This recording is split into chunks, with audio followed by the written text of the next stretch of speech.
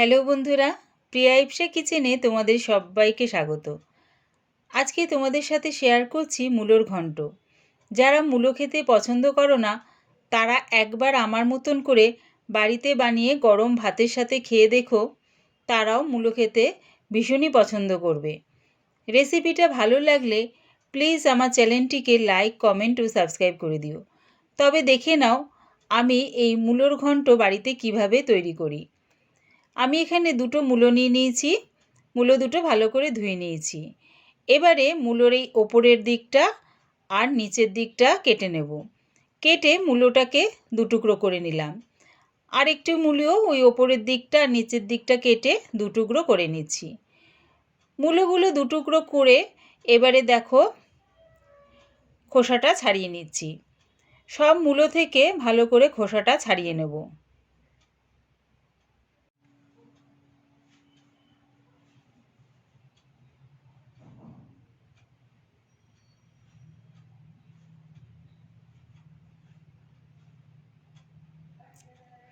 সব মূলোগুলোর খোসা ভালো করে ছাড়িয়ে আরেকবার আমি ধুয়ে নিয়েছি।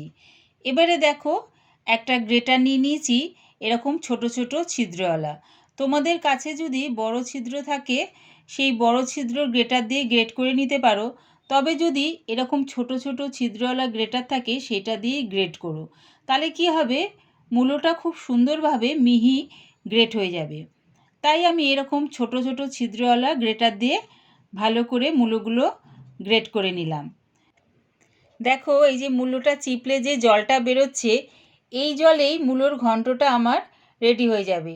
তাই মূলোর জলটা চিপে ফেলে দেব না।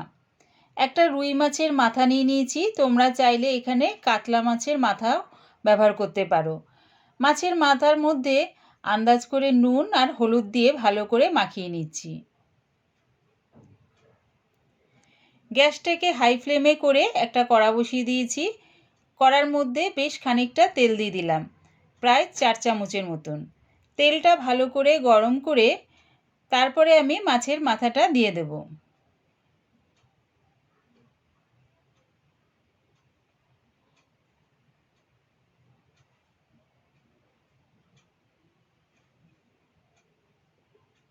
মাথাটা একদিকটা ভাজা হয়ে গেছে, আরেক দিকটা ভাজার জন্য উল্টে দিলাম।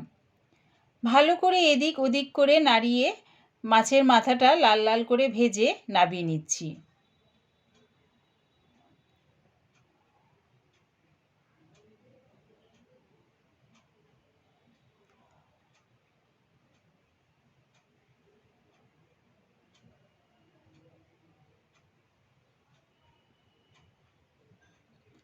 ওই তেলেই হাফ চামচের মতন কালো জিরে ফোড়নের জন্য দিয়ে দিলাম।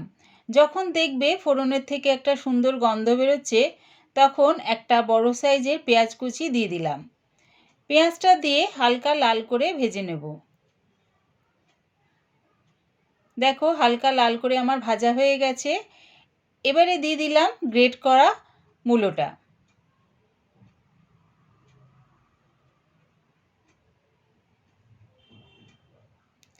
মূলোটা দিয়ে ভালো করে একটু নাড়িয়ে চাড়িয়ে নিচ্ছি।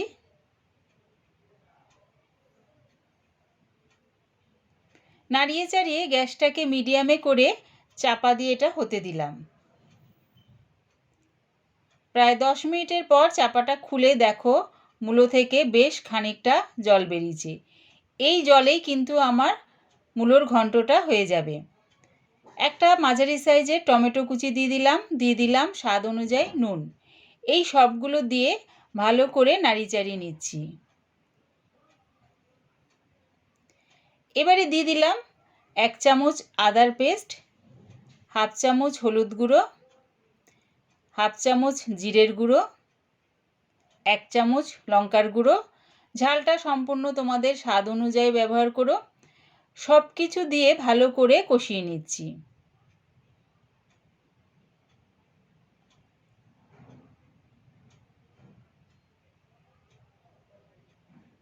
দিয়ে দিলাম দুটো চেরা কাঁচা লঙ্কা আর আগে থেকে ভেজে রাখা মাছের মাথাটা।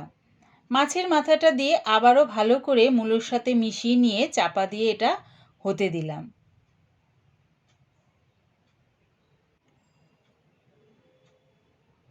প্রায় 15 মিনিটের পর চাপাটা খুলে দেখে নিচ্ছি। দেখো মূলোর মধ্যে কোনো রকম কিন্তু আর জল নেই। এবারে খুন্তির ডগা দিয়ে মাছের মাথাগুলো একটু ভেঙে ভেঙে দিচ্ছি। মাছের মাথাটা ভেঙে দিয়ে আবারও ভালো করে নাড়িচাড়ি নেব। বেশ কিছুক্ষণ ধরে নাড়িচাড়ি নেব, প্রায় 1-2 মিনিটের মতন। তাহলে কি হবে, যে জলাভাবটা একটুকু আছে সেটাও শুকিয়ে যাবে। তাই আবারও ভালো করে 2 মিনিটের মতন নাড়িচাড়ি নিচ্ছি।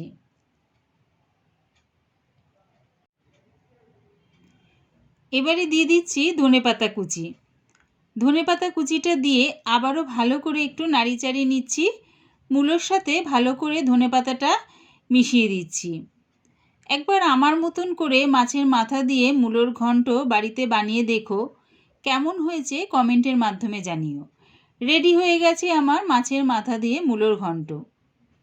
আমার এই রেসিপিটা পুরো দেখার জন্যে প্রিয়া ইপসা কিচেনের থেকে তোমাদের সবাইকে অনেক ভালোবাসা রইল।